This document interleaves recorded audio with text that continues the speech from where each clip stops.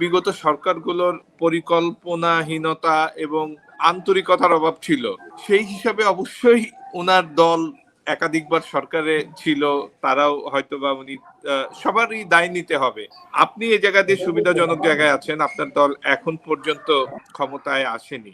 আপনিও কি নজরুল ইসলাম মঞ্জুর সঙ্গে একমত কিনা সরকারের আন্তরিকতার অভাবের কারণেই এই শিল্প নগরীটা মৃত হয়েছে, এবং আপনার সরকার আসলে কি করবে এই অবস্থার পরিবর্তনে? জি, ধন্যবাদ রাজীব।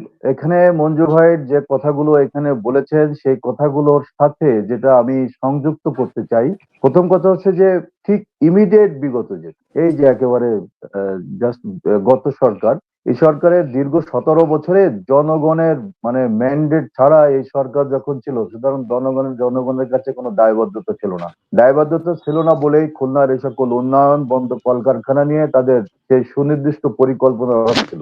একই সাথে আমরা আরো যেটা বলতে চাই সেটা হলো যে সকল সবার জন্য এই যে দুর্নীতির একটা বিষয় রয়ে গেছে, দুর্নীতি মুক্ত যদি আমরা করতে পারি সকল সেক্টর, তাহলে দেখা যাবে যে আগামীতে শুধু খুলনায় কেন, বাংলাদেশের শিল্প কলকারখানাগুলো সহ অর্থনৈতিক চাকা ঘোরানোর জন্য, উন্নতির দিকে যাওয়ার জন্য দুর্নীতি মুক্ত হতে হবে, এই অঙ্গীকারটা আগে দরকার। তো আমরা একই সাথে যেটা দেখবো সেটা হচ্ছে যে দুর্নীতির মধ্যে শুধুমাত্র অর্থ আত্মসাতের বিষয় না, দুর্নীতির মধ্যে এটাও আছে যে আমাদের এখানকার শিল্প প্রতিষ্ঠানগুলো এই পাট কলগুলো, পাটের যে একটা ওই যে গোল্ডেন ফাইবারের যে কথা, গোল্ডেন ফাইবার এটা ছিল, এটা এই বাজারটা যদি ভারত দখল করার জন্য যখন উদ্যোগ নিয়েছে, ভারত ঠিক এখানে এই উদ্যোগটা যখন নিল ওই সময় দুর্নীতি এখানে আরেকটা ঢুকে পড়ল। সেই দুর্নীতিটা হচ্ছে আমাদের এখানে উৎপাদিত পাট, এই পাট সব এখানে ওরা মারোয়ারিরা এসে এখানে দাদন দিয়ে এই পাট কিন্তু তারা এখান থেকে স্বল্প মূল্যে আমাদের উৎপাদিত পাট এগুলো সব ইন্ডিয়ায়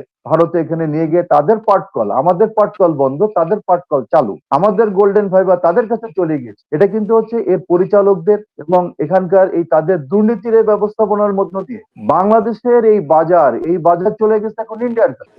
অর্থনৈতিক ভাবে ওই জায়গাটা তারা নিয়ে নিয়েছে। এখানে আমাদের বাংলাদেশে যারা নেতৃত্ব দিয়েছেন, যারা এটা পরিচালনা করেছেন, সংশ্লিষ্ট মন্ত্রণালয়, তারা কিন্তু এই বিষয়টিকে রোধ করতে পারেনি। ফলে এখন যে বিষয়টি দরকার যে আমাদের এই জায়গা থেকে বের হয়ে আসতে হবে, বের হয়ে নতুন ভাবে আমাদেরকে আবার আগাতে হবে, এবং সেজন্য নতুন ভাবে কিভাবে আগানো যায় সেটা নিয়ে আমাদের ওয়ার্কশপ হওয়া দরকার।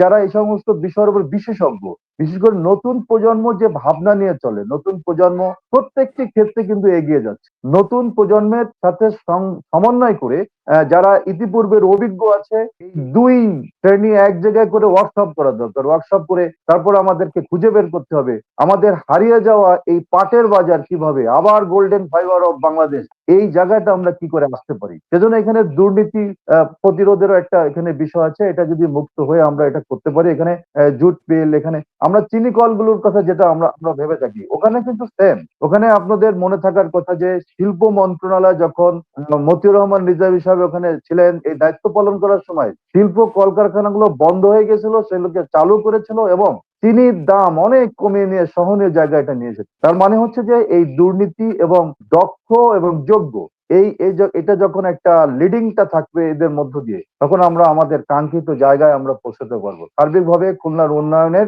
এই যে অর্থনীতির চাকা যেখান থেকে ঘুরবে, সেই শিল্প কলকারখানা সেটা যেমন দক্ষতার সাথে আমাদের চালাতে হবে, সেভাবে বিশেষজ্ঞদের মতামত নিয়ে যদি আমরা পদক্ষেপ দিতে পারি তাহলে খুলনা উন্নয়ন হবে, সেই সাথে দেশেরও অর্থনীতির সামনের দিকে এগিয়ে যাবে। সেই কাজগুলো আমরা আগামীতে নির্বাচিত হলে আমরা এটা করব এবং দুর্নীতির বিরুদ্ধে আমাদের অবস্থানটা এখানে শক্তভাবে সেই সময় থাকবে ইনশাআল্লাহ।